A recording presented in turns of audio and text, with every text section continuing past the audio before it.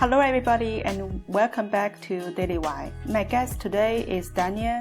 He's a system architect at one of the world's leading technology companies. Our topic today is the recent news that China plans to build another 1 million new 5G base stations for 2021.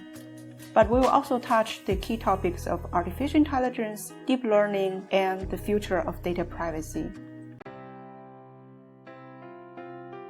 What do you think the challenges potentially actually there for China?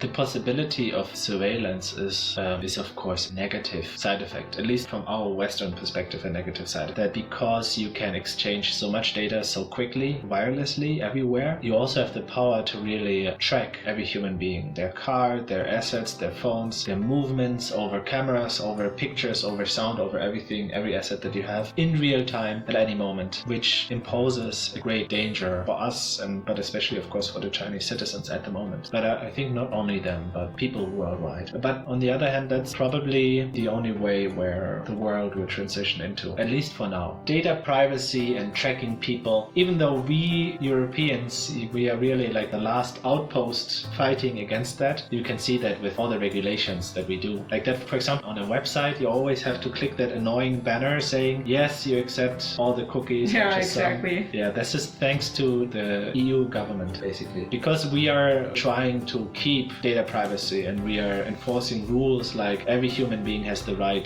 to be forgotten by the internet. So you can write any internet provider or internet website and say, hey, you have to delete all my data, and they have to do that actually. And you can enforce that. Every year Google and other tech giants have to pay billions and billions in fines to the European Union because they violate this or that regulation. But on the other hand, you need huge quantities of data in order to train the algorithms that make AI possible. And the European Union, we are very restrictive and we are saying, well, we need to protect the privacy of the people. And that means European companies are at a huge disadvantage in this new field of technology. And so this is kind of being contradictory actually. On one hand, because of AI development, you need more data. You can have the deep learning algorithms. Yes. And on the other hand, actually, this is about privacy and this is about people's their own data. Yes. If they want to share this or not. And so what is currently how Germany does for data protection? Well, Germany especially, but this goes for the whole European Union. We have the most strict data regulations worldwide, which means that you really have to follow a lot of regulations if you want to do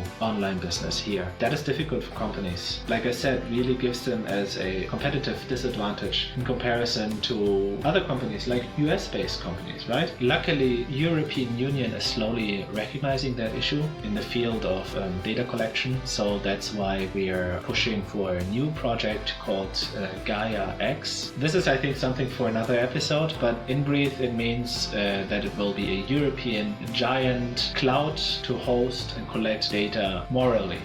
I was struggling to find the word here, but yeah, in a regulated way. Because with Google, with Tesla, with all those American, but of course also Chinese companies, the data goes somewhere into a black box. You have no idea what is happening there and what kind of algorithms are running over this and what kind of profiles are being made of you by those companies. Yeah, I guess now we went really full circle one time around the topic. Maybe before we end this episode, I want to note why those countries are really, or many countries are trying to stripe Huawei out of their networking equipment. Well, I think it's the obvious, but I still want to state it. They're afraid to be surveilled by the government.